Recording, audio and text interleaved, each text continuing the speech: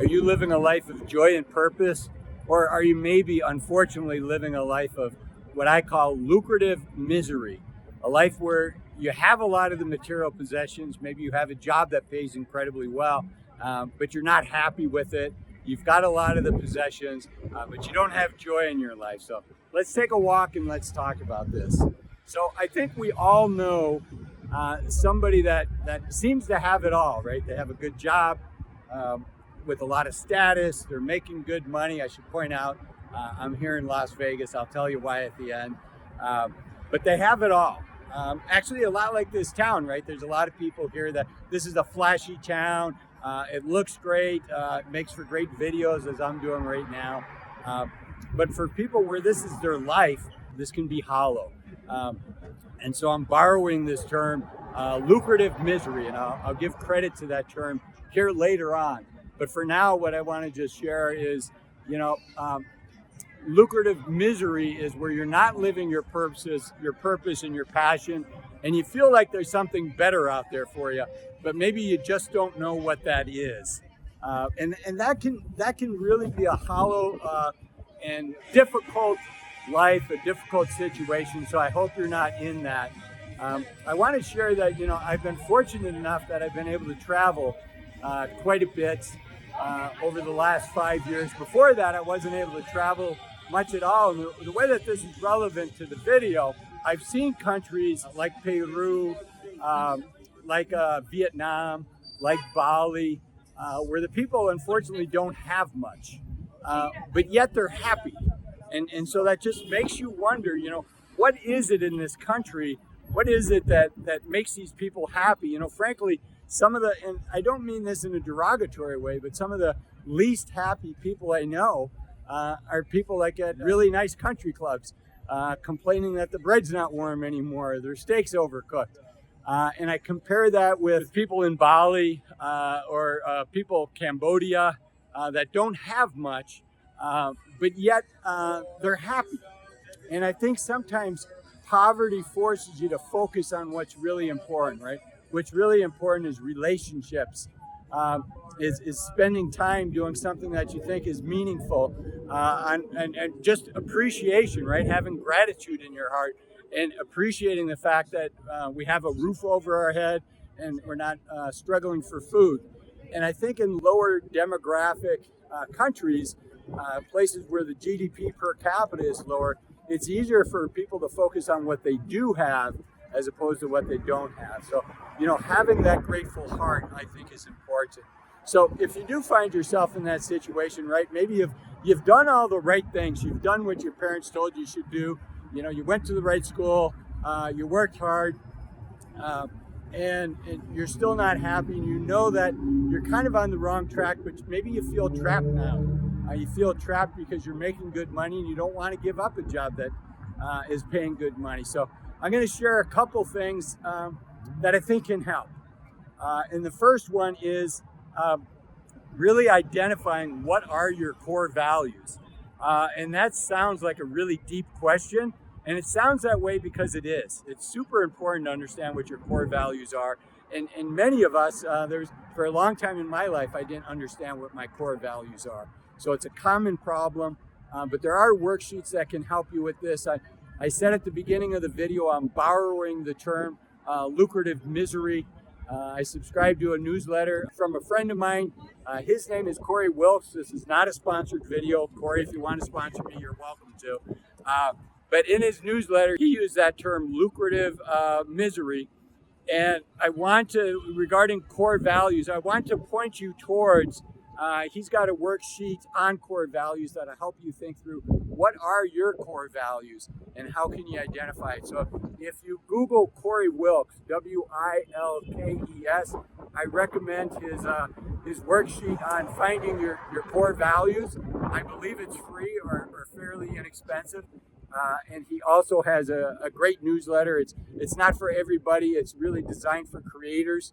But again, Corey Wilkes, and Corey is spelled Corey. So the first thing is identify what your core values are. Because if you don't know what your values are, how do you know if you're getting closer to living in alignment with those values? I'm trying to stay out of the wind here.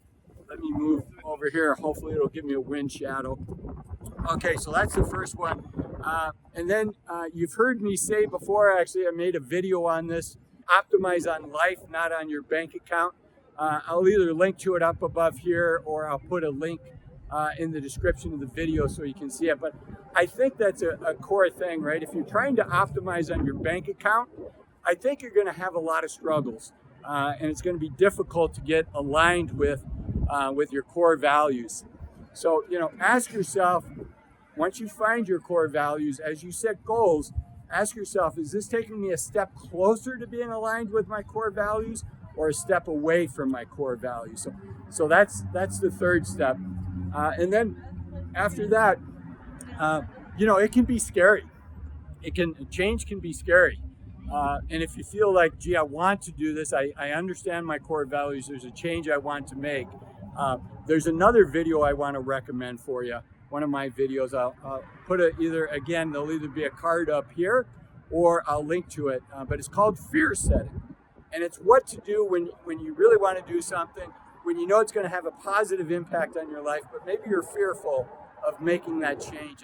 It's a technique that I borrowed from Tim Ferriss. I think it's super powerful. I hope you find it helpful as well. Okay, so I'm going to keep going. I'm going to share with you why I'm in Vegas. But before I do, just quickly, if you're finding this video helpful, do me a favor, hit the like button. It really does help other people find my channel. And hopefully we can help more people out as well. So let me keep going with this. So we talked about identifying your core values, right? We talked about fear setting. If there's something that you think you want to do, a change you want to make in your life, but maybe you're afraid to, again, I'll either link to it up above here or in the description. We talked about looking at new goals and moving a step closer to those new goals and towards your values with each decision and with each goal.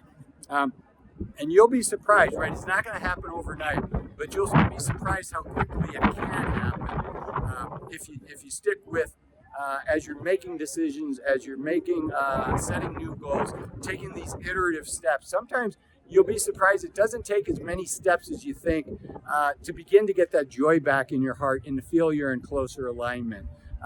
The last thing I want to leave you with, and again, hit the like button for me, leave me a comment. I do read the comments. It's where many of my video ideas come from. So feel free to leave me video ideas there as well. But I want to leave you with a quote by Jim Carrey. And Jim Carrey says, it's just as easy to fail at something that you hate as something that you love. And Jim Carrey says that because he says his father's actually quite a bit funnier and more dramatic than he is. And his father had a gift for comedy, obviously, just like Jim Carrey did. But his father was afraid to pursue that gift. So his father became an accountant. And his heart was never really in it, right? He knew that, he probably should have pursued this passion for comedy. And so sadly, he did what a lot of us have done. He's made sacrifices, said, okay, I've got a family. I've got to be responsible. I've got to provide for the family, and there's absolutely a lot to be said for that. But he went into a field that he didn't have a passion for, and unfortunately, he got laid off at that. So, it's one thing to be lucratively feeling suffering, lucrative misery, to be suffering through that. It's another thing to be suffering through non-lucrative misery, right? None of us want to do that. And although there's a dollar amount difference, maybe there's not really a huge difference in how that feels when you go to bed at night. I think I've shared in other videos before I got into money management, I used to work in private equity. And on Sunday nights, when I thought about going to work Monday morning, I'm a happy person by nature. I'd wake up, I'd be happy, I'd be looking forward to going to work. But frankly, I had to talk myself into that. When I first woke up, I had a knot in my stomach just saying, this isn't a match. And when I got into wealth management, when I got into money management, I said, this is my life's work. It felt right. So I hope you all can find something that feels right to you. Hopefully this video has been helpful. Again, give me a thumbs up. And until next time, I'm Azul, encouraging you to take full advantage of the youth of your senior years. Remember, you're only young once. Use this time wisely.